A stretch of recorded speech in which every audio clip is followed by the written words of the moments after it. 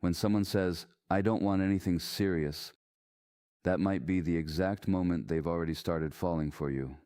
Yes, the very words that push you away can be the clearest signal that something deep inside them is pulling closer. But here's what most people misunderstand. Avoidant hearts don't run because they feel nothing.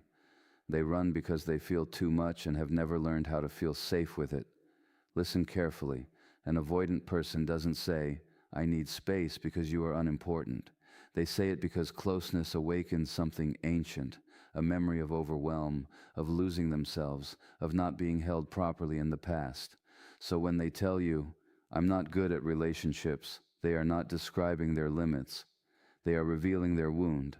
And when they say, "You deserve someone better," what they often mean is, "I am afraid I will fail you, and I don't know how to stay." This is not rejection in the way you think. It is protection. Protection of a nervous system that learned long ago. Love is unpredictable. Closeness is risky. And depending on someone can lead to pain. So they withdraw. Not because they don't care, but because caring feels like losing control. Avoidant individuals do not lack feelings. In fact, they often experience emotions with a depth and intensity that can feel overwhelming to their internal system. What appears on the surface as indifference, detachment, or even coldness is rarely an absence of love. It is a carefully constructed defense against the vulnerability that love inevitably brings. For many of them, dependency does not feel safe. It feels like a loss of control, a risk of engulfment, or even an unconscious return to earlier experiences where closeness was inconsistent, intrusive, or emotionally unsafe. To understand this, you have to look beneath behavior and listen to the nervous system rather than just the words being spoken. When an avoidant person begins to feel emotionally attached, their system does not interpret this as purely positive. Instead, it often registers as a threat. The closer they feel to someone, the more their internal alarms begin to activate. This is not because the other person is dangerous, but because closeness itself has been wired over time as something unpredictable or overwhelming. So rather than leaning into connection, their instinct is to create distance, not out of a lack of care, but as a way to regulate the anxiety that intimacy stirs within them. This is why you might see a paradox. The more meaningful the relationship becomes, the more likely they are to withdraw. It confuses people on the receiving end because it seems backward. We expect that love leads to more presence, more openness, more consistency. But for someone with avoidant patterns, love can lead to hesitation, silence, and retreat. Their system is trying to solve an internal conflict, the desire to connect versus the need to stay safe. And often safety wins, not because connection isn't wanted, but because the cost of vulnerability feels too high. Dependency is at the heart of this fear. To depend on someone means to need them, to be affected by their presence or absence, to risk disappointment or loss. For someone who has learned, consciously or unconsciously, that their needs might not be met in a reliable or nurturing way, dependency can feel like stepping into uncertainty without protection. So they learn to rely on themselves, to minimize their needs, and to keep emotional distance as a form of self-preservation. Over time, this becomes their normal. Independence is not just a preference, it is a survival strategy. Yet the human need for connection never disappears. It remains, often quietly, beneath the surface. So when they do begin to care deeply about someone, it creates tension inside them. Part of them wants to move closer, to share, to open up. Another part pulls back, warning them of the risks. This internal push and pull can manifest in subtle ways: mixed signals, inconsistent communication, moments of warmth followed by sudden withdrawal. To an outside observer, it may look like confusion or lack of interest.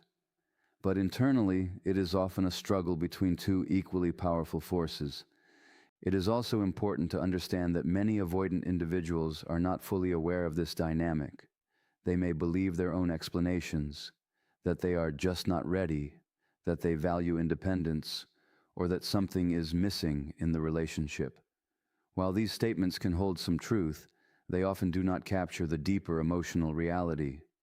The fear of vulnerability operates largely beneath conscious awareness, shaping behavior in ways that feel logical to them but are actually driven by older emotional patterns. When we begin to see avoidant behavior through this lens, it shifts how we interpret it. Instead of viewing distance as rejection, we can start to recognize it as protection. Instead of assuming a lack of feeling, we can consider the possibility of feelings that are too intense to comfortably hold. This does not mean accepting hurtful behavior or ignoring one's own needs, but it does invite a more compassionate and informed understanding of what is happening beneath the surface. Ultimately, avoidant individuals are not avoiding love itself, they are avoiding the vulnerability that love requires. And until that vulnerability feels safe, until the nervous system learns that closeness does not have to mean overwhelm or loss, they will continue to protect themselves in the only way they know how, by keeping a careful distance, even from the very connection they long for. If this is opening your eyes, pause right now. Subscribe for deeper emotional truths. Share this with someone who misread distance as rejection. And stay, because understanding this changes everything. Now here is the deeper truth, especially for those who have lived long enough to recognize patterns. Avoidant individuals often show love in ways that are quiet, indirect, almost invisible. They may check on you without staying. They may remember details but avoid conversations about feelings. They may come close, then suddenly pull away.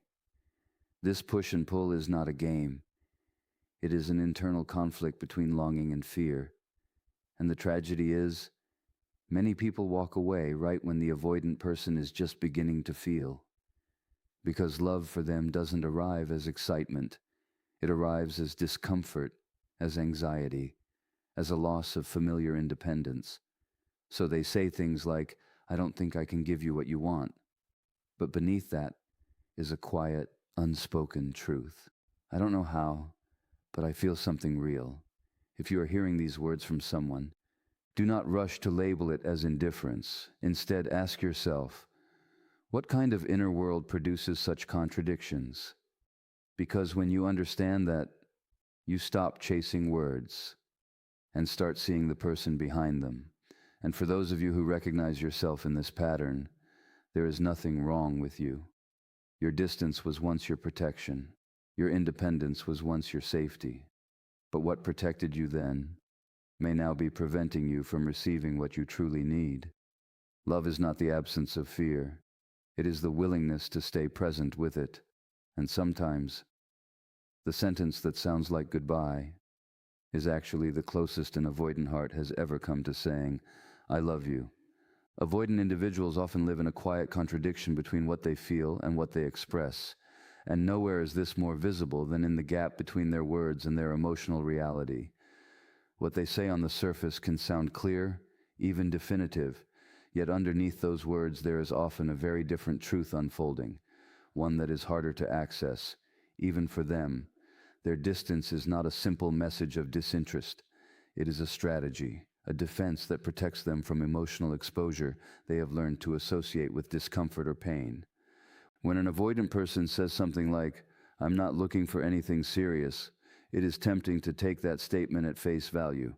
And sometimes, of course, it is exactly what it seems. But in many cases, especially when their behavior shows moments of warmth, attentiveness, or emotional investment, those words function less as a declaration and more as a boundary they are trying to impose on themselves. It is a way of managing the rising intensity of their own feelings. By defining the relationship as limited, they attempt to contain something inside them that feels like it could otherwise grow beyond their control. This is where the contradiction begins to take shape. Their actions may suggest care, they remember small details, they show up in subtle ways, they reach out at unexpected times, but their words create distance. To the other person, this can feel confusing, even disorienting. It raises questions. If they care, why do they pull away? If they are pulling away, why do they keep coming back? The answer lies not in inconsistency of character, but in an internal system trying to maintain equilibrium between opposing needs. Avoidant individuals often learned early on that expressing emotional needs did not lead to reliable comfort. Perhaps their caregivers were distant, overwhelmed, or inconsistent. As a result, they adapted by turning inward, minimizing their needs, and becoming self-reliant. This adaptation becomes deeply ingrained, shaping not only their behavior but also their language. Words become tools for maintaining distance, even when their emotional experience is moving in the opposite direction. So when they say, I need space, it may not be a reflection of how little they feel, but of how much they are struggling to process. Space becomes a way to regulate their internal state. It gives them room to calm the anxiety that closeness has triggered. Without that space, they may feel overwhelmed, as though they are losing their sense of control or identity. The distance, then, is not about the other person being too much. It is about their own capacity to stay present with what they are feeling. Similarly, phrases like, I don't think I can give you what you need, often carry a deeper layer of meaning. On the surface, it sounds like a rejection or a withdrawal of effort, but beneath it, there is frequently a fear of inadequacy, a belief that they will not be able to sustain the emotional demands of a close relationship. Rather than risk failing or being exposed in that vulnerability, they preemptively step back. Their words create a narrative that justifies the distance, even as their feelings remain engaged. This mismatch between words and emotions can be especially difficult for others to navigate because we are conditioned to trust verbal communication as the primary indicator of truth. When someone says they are not interested, we assume that is the end of the story. But with avoidant patterns, the story is often more complex. Their words are shaped not only by what they feel, but by what they fear, and fear has a powerful influence on how truth is expressed or concealed. It is also important to recognize that this is not a deliberate attempt to mislead or manipulate. Most avoidant individuals are not consciously trying to send mixed signals. In many cases, they believe what they are saying in the moment. Their words reflect the part of them that is seeking safety, even if another part of them is quietly experiencing connection, affection, or even love. These parts do not always communicate clearly with each other, and so the outside world receives a fragmented message. Understanding this dynamic does not mean ignoring what is being said or dismissing the importance of clear communication. Words still matter, and they set boundaries that need to be respected, but it does invite a deeper awareness that, in avoidant psychology, language is often intertwined with defense. What is spoken is not always a direct translation of what is felt. It is often filtered through a need to stay protected. When you begin to see this, the confusion can soften into clarity.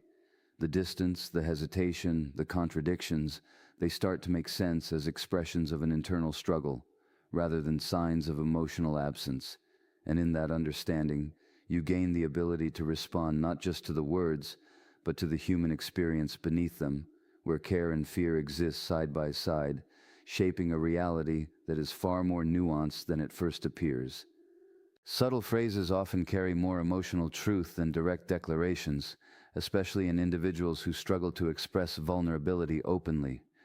In avoidant psychology, this becomes particularly significant because feelings are rarely communicated in a straightforward way. Instead, they are filtered, softened, or disguised within language that appears neutral or even distancing.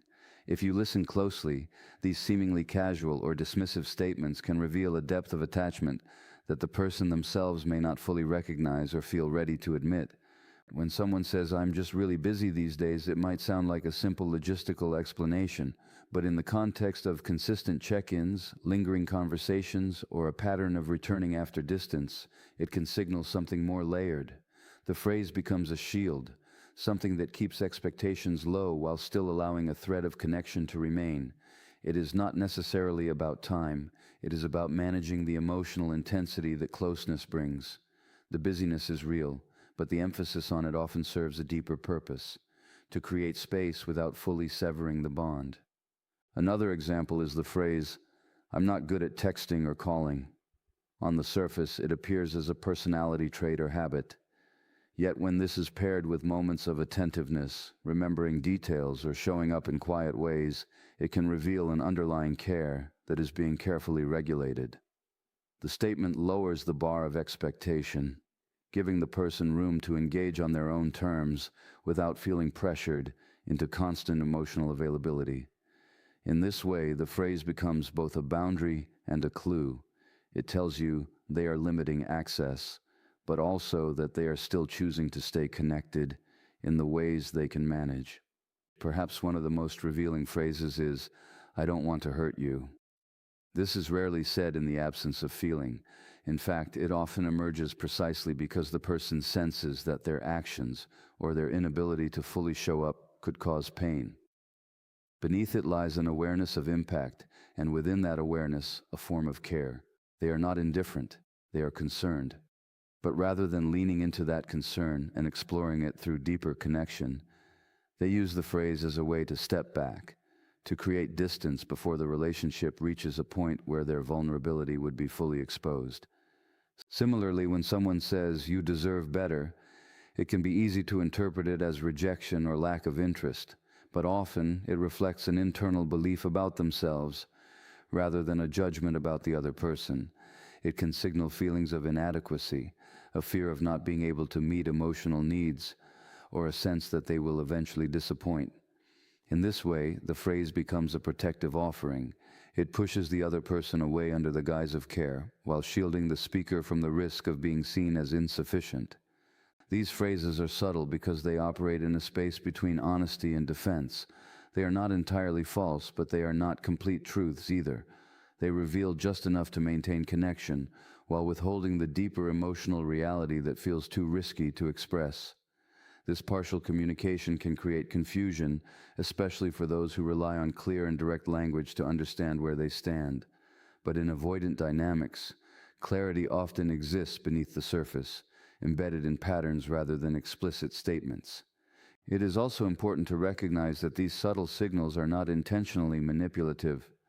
Avoidant individuals are usually not crafting their words with the aim of sending hidden messages. Instead, their communication reflects an internal balancing act.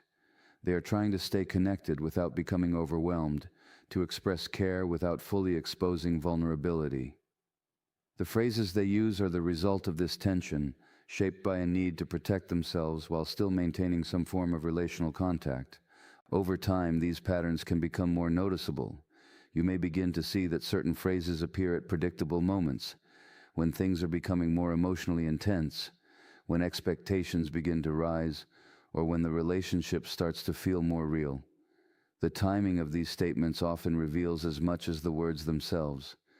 They tend to emerge not at the beginning, but at the point where feelings are deepening, where the stakes feel higher, and where the risk of vulnerability becomes more pronounced. Understanding these subtle expressions requires a shift in how we listen. It means paying attention not only to what is being said, but to the context, the behavior that surrounds it, and the emotional tone beneath it. It invites a deeper kind of awareness, one that looks beyond surface meaning and considers the possibility that what sounds like distance may actually be a carefully managed form of closeness. In this way, subtle phrases become windows into an inner world that is not easily spoken. They offer glimpses of attachment, concern, and even love, expressed in a language shaped by caution. And while they may not provide the clarity or reassurance that direct communication offers, they do carry meaning, quiet, indirect, but real. Emotional suppression in avoidant individuals is not something that appears suddenly in adulthood. It is a pattern that is learned, shaped over time through repeated experiences where emotional expression did not feel safe, welcomed, or effective. In early relationships, particularly with caregivers, a child learns what happens when they reach out with need, distress, or vulnerability. If those moments are met with inconsistency, dismissal, overwhelm, or emotional absence, the child begins to adapt, not consciously, but instinctively.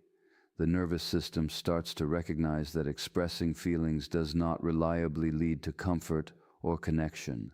Instead, it may lead to disappointment, confusion, or even a sense of being too much. Over time, the child adjusts by turning inward. They learn to soothe themselves, to quiet their own emotional responses, to rely less on external support. This adaptation is not a flaw. It is a form of intelligence. It allows the child to maintain some sense of stability in an environment where emotional needs are not consistently met. But what begins as a necessary survival strategy can gradually become a deeply ingrained pattern, one that persists long after the original environment has changed. As this pattern solidifies, emotions do not disappear. They are still present, still active, but they are pushed below the surface, often outside of conscious awareness. The individual may become highly functional, independent, and composed, yet disconnected from the full range of their emotional experience. They may struggle to identify what they are feeling in the moment, or they may quickly move away from feelings that begin to intensify. This is not because the emotions are weak, but because they were never given a safe space to be processed and integrated. In relationships, this learned suppression becomes particularly evident. When closeness increases and emotional intimacy begins to deepen, it can activate the very system that was designed to avoid overwhelm. The individual may start to feel a rising discomfort, subtle at first, then more pronounced. Instead of interpreting this as a natural part of connection, their system reads it as a signal to pull back. The familiar strategy of suppression comes into play. They distract themselves, focus on practical matters, minimize the importance of the relationship, or create physical and emotional distance. What is often misunderstood is that this suppression is not a deliberate choice to withhold or to disengage. It operates automatically, shaped by years of conditioning. The person may not even realize that they are avoiding their feelings. They may simply experience a sense of needing space, of wanting to regain control, or of feeling uncertain about the relationship. The deeper emotional currents remain largely unarticulated, influencing behavior without being fully acknowledged. This dynamic can create a sense of emotional flatness or detachment, both for the individual and for those around them. Others may perceive them as distant, unresponsive, or uninterested, especially when emotional expression is expected. But beneath that surface, there is often a rich and complex emotional world that has not been given the tools or the permission to emerge safely. The suppression acts as a barrier, not only protecting the individual from potential pain, but also limiting their ability to fully experience connection and intimacy. The roots of this pattern are important because they highlight that avoidance is not about a lack of capacity for love or feeling. It is about a learned relationship with emotion itself. If early experiences taught the individual that emotions are overwhelming, unwelcome, or ineffective in bringing comfort, then it makes sense that they would learn to manage by reducing emotional exposure. This becomes their default way of navigating not only relationships but also their inner life. As they move through adulthood, this pattern can persist even in environments that are more supportive or emotionally available. The body and mind continue to operate based on earlier learning, often without updating to reflect new realities. This is why avoidant individuals may find themselves pulling away from people who are kind, consistent, and emotionally present. It is not the current relationship that is the problem. It is the old imprint of how relationships are expected to feel. Change in this pattern requires more than intellectual understanding. It involves a gradual process of reconnecting with emotions in a way that feels safe and manageable. It means learning that feelings can be experienced without leading to overwhelm, that vulnerability does not automatically result in rejection or loss. This process can be slow, and it often requires patience, both from the individual and from those in relationship with them. Understanding emotional suppression as a learned response rather than a fixed trait opens the door to compassion. It allows us to see avoidant behavior not as a refusal to engage, but as a protective system doing exactly what it was designed to do. And while that system may no longer serve the individual in the same way it once did, it deserves to be approached with care and respect, because it was built in response to real experiences, real needs, and a genuine attempt to stay safe in a world that did not always feel secure. For an avoidant individual, love rarely feels simple, light, or purely joyful. Instead, it often arrives as a complex emotional experience where longing and fear exist at the same time, pulling in opposite directions. There is a genuine desire to connect, to be close, to share life with another person. But intertwined with that desire is a deep, often unconscious sense that closeness carries risk. This creates an internal tension that can be difficult to understand from the outside because it does not follow the usual expectations of how love is supposed to look or feel. When they begin to care about someone, it does not always register as excitement or ease. It may first show up as restlessness, as a subtle anxiety, or as a feeling of being unsettled. The presence of another person in their emotional world starts to matter, and with that comes a shift in their sense of control. They may find themselves thinking about the person more than they expected, noticing small details, feeling affected by interactions in ways that are unfamiliar. But instead of interpreting this as a natural part of growing attachment, their system may interpret it as something to be cautious about. This is where fear begins to intertwine with longing.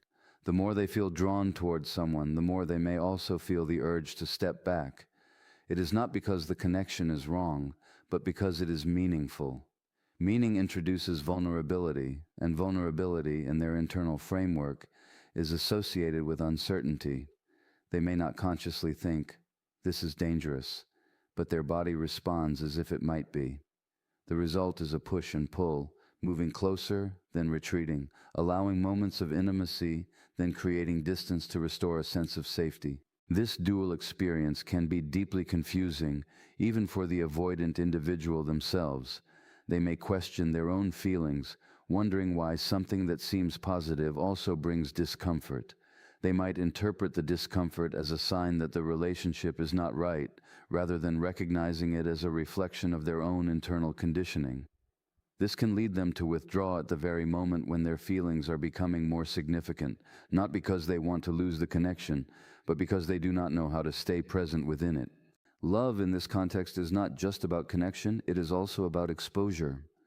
To care about someone means that their actions, their presence, and their absence begin to have an impact. For someone who has learned to rely on themselves and to maintain emotional independence, this impact can feel destabilizing. It challenges the sense of self-sufficiency that has been carefully built over time. Even positive dependence can feel like a loss of autonomy, and that loss can trigger a need to re-establish distance. At the same time, the longing does not disappear. It remains often quietly beneath the surface. They may miss the person when they are apart, think about reaching out, or feel a sense of emptiness when the connection is not active. But acting on that longing requires moving toward vulnerability again, and so the cycle can repeat. They may come back, reconnect, allow closeness to grow, only to feel the familiar tension rise once more. This is why love can feel like both a pull and a threat. It pulls them in because it meets a fundamental human need for connection, for being seen and understood. But it also feels threatening because it opens the door to experiences they have learned to avoid: dependence, uncertainty, emotional exposure. The coexistence of these two forces creates a dynamic where love is never entirely comfortable, even when it is genuine. It is important to understand that this does not mean the love is weak or insincere. In many cases, it is quite the opposite. The intensity of the internal conflict often reflects the depth of the feeling. If there were no attachment, there would be no tension. The very presence of fear alongside longing is an indication that something meaningful is happening within them. But because they lack a sense of safety in navigating that experience, they respond by trying to manage it rather than fully engaging with it. Over time, this pattern can lead to missed opportunities for deeper connection. Relationships may end not because the feelings were absent, but because the individual could not find a way to remain present with the vulnerability those feelings required. From the outside, it may look like a lack of commitment or emotional availability. From the inside, it often feels like being caught between two powerful needs, one to connect and one to protect. Understanding this duality allows for a more compassionate perspective. It reveals that avoidant individuals are not choosing between love and indifference, but between love and fear. And until they develop the capacity to feel safe within vulnerability, love will continue to carry both meanings for them, something they deeply want, and something that quietly unsettles them at the same time.